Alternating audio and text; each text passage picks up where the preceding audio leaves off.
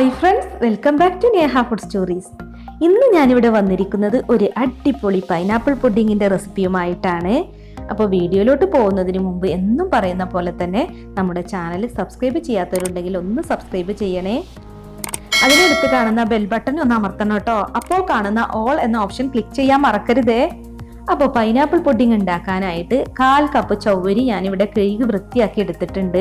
അപ്പോൾ ഇത് നല്ല വലിയ ചവ്വരിയാണ് കേട്ടോ. അതുകൊണ്ട് ഞാനിപ്പോൾ 2 മണിക്കൂർ വെള്ളത്തിൽ കുതിർത്താൻ വെക്കുന്നുണ്ട്. ഇനിയിപ്പോൾ പെട്ടെന്ന് വേവണം എന്നുണ്ടെങ്കിൽ ഹൈ ഫ്ലെയിമിലിട്ട് ഒരു വിസിൽ കൊടുത്താൽ മതി കുക്കറിൽ. ഇനി ഒരു പാനിലോട്ട് 1.5 കപ്പ് വെള്ളം ചേർത്ത് കൊടുക്കാം. ഈ വെള്ളം തിളച്ച് കഴിഞ്ഞാൽ നമ്മൾ കുതിർത്ത് വെച്ചിട്ടുള്ള ചവ്വരി ഇതിലിട്ട് വേവിക്കണം. അപ്പോൾ ചെറിയ ചവ്വരിയൊക്കെ ആണെന്നുണ്ടെങ്കിൽ ഒരു അരമണിക്കൂറൊക്കെ കുതിർത്താൽ മതി. ഇനിയിപ്പോൾ നന്നായിട്ട് പൊടിഞ്ഞു പോകുന്ന ചവ്വരി ഉണ്ട്, അതൊക്കെയാണെങ്കിൽ ഡയറക്റ്റ് വെള്ളത്തിലിട്ട് വേവിച്ചാലും മതി കേട്ടോ. ചവ്വരി ഈ വെള്ളത്തിൽ കിടന്ന് നന്നായിട്ടൊന്ന് തിളക്കണം കേട്ടോ. ചവ്വരി തിളച്ചതിന് ശേഷം വേണം നമുക്ക് ഇതിലോട്ട് പൈനാപ്പിൾ ഇട്ട് കൊടുക്കാൻ. അപ്പം ഞാനിവിടെ 1 കപ്പ് പൈനാപ്പിൾ ചെറിയ പീസായിട്ട് കട്ട് ചെയ്തെടുത്തിട്ടുണ്ട്. അപ്പം അത് ചേർത്ത് കൊടുക്കാം. പൈനാപ്പിളും ചവ്വരിയും നന്നായിട്ട് വെന്ത് വരണം. അപ്പം ഏകദേശം വെള്ളം വറ്റി വരാനാവുമ്പോൾ വേണം നമ്മൾ ഇതിലോട്ട് പഞ്ചസാര ചേർക്കാൻ. അപ്പം ഞാൻ ഇതിലോട്ട് പഞ്ചസാര ചേർക്കുന്നത് വീഡിയോ എടുക്കാൻ വിട്ടുപോയതാണ്. അപ്പം നിങ്ങൾ എന്താണെങ്കിലും പഞ്ചസാര ചേർക്കുക കേട്ടോ. അപ്പോൾ പൈനാപ്പിളിൻ്റെ മധുരത്തിനനുസരിച്ച് നമ്മൾ ചേർക്കുന്ന പഞ്ചസാരയിൽ വ്യത്യാസം വരും. ഞാൻ 1/4 കപ്പാണ് ചേർത്തത്. അപ്പോൾ പഞ്ചസാര ചേർത്തിട്ടുള്ളൊരു രൂപമാണിത്. ഇപ്പം നന്നായിട്ട് തിക്കായി വന്നിട്ടുണ്ട്. ഇനിയിപ്പോൾ നമുക്ക് ഫ്ലെയിം ഓഫ് ചെയ്യാം. എന്നിട്ട് ചൂടോട് കൂടി തന്നെ നമ്മൾ ഏത് പാത്രത്തിലാണ് പുഡിങ് സെറ്റ് ചെയ്യുന്നത് അതിലോട്ട് ഒഴിച്ചു കൊടുക്കണം. ഞാനിപ്പോൾ 2 ഗ്ലാസ്സിലായിട്ടാണ് പുഡിങ് സെറ്റ് ചെയ്തെടുക്കുന്നത്. അപ്പോൾ ഈ ഗ്ലാസ്സിലോട്ട് 1/4 പോർഷൻ നമ്മുടെ ചവ്വരിയുടെയും പൈനാപ്പിളിൻ്റെയും മിക്സ് ഒഴിച്ചു കൊടുക്കാം. അതായത് നമ്മുടെ ഫസ്റ്റ് ലെയർ. ഇത് തണുത്തതിന് ശേഷം വേണം കേട്ടോ ഫ്രിഡ്ജിലോട്ട് മാറ്റാം. നമ്മൾ ചൂടോട് കൂടിയാണ് ഗ്ലാസ്സിലോട്ട് ചേർത്തിട്ടുള്ളത്. അപ്പോൾ സ്പൂൺ വെച്ചിട്ട് ഇതൊന്ന് ലെവൽ ചെയ്ത് കൊടുക്കുക. അപ്പോൾ നന്നായി തണുത്തതിന് ശേഷം ഫ്രിഡ്ജിലോട്ട് മാറ്റാം. ഇല്ലാന്നുണ്ടെങ്കിൽ സെക്കൻഡ് ലെയറും കൂടി ചേർത്തതിന് ശേഷം ഫ്രിഡ്ജിൽ വെച്ച് തണുപ്പിച്ചെടുത്താലും മതി. അപ്പോൾ നമുക്കിത് തണുക്കാൻ വേണ്ടിയിട്ട് മാറ്റി വെക്കാം. ഇനിയിപ്പോൾ നമുക്ക് സെക്കൻഡ് ലെയർ റെഡിയാക്കണം. അപ്പോൾ കസ്റ്റാർഡ് ആണ് കേട്ടോ സെക്കൻഡ് ലെയർ നമ്മൾ കൊടുക്കുന്നത്. അപ്പോൾ അതിന് വേണ്ടി 1 കപ്പ് പാൽ ഒരു പാനിലോട്ട് ഒഴിച്ചു കൊടുക്കാം.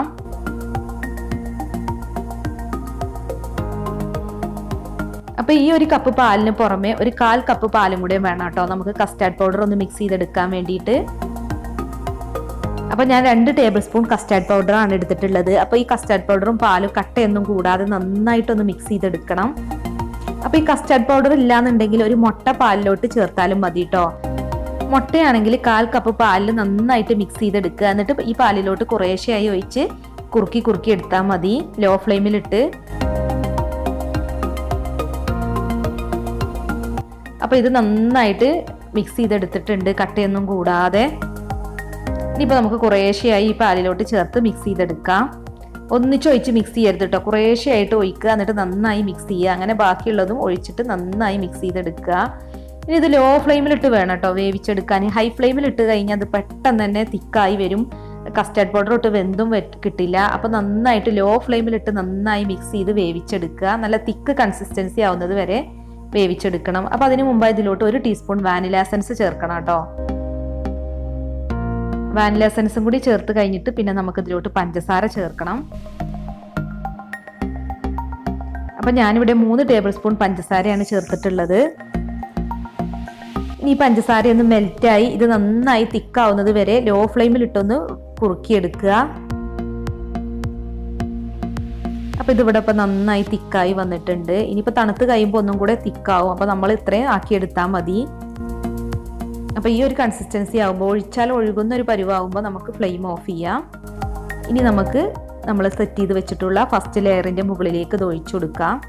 അപ്പോഴേക്കും ഫസ്റ്റ് ലെയർ നന്നായി തണുത്തിട്ടുണ്ടാവും. അപ്പോൾ ഇതാണ് നമ്മുടെ സെക്കൻഡ് ലെയർ കസ്റ്റാർഡ്.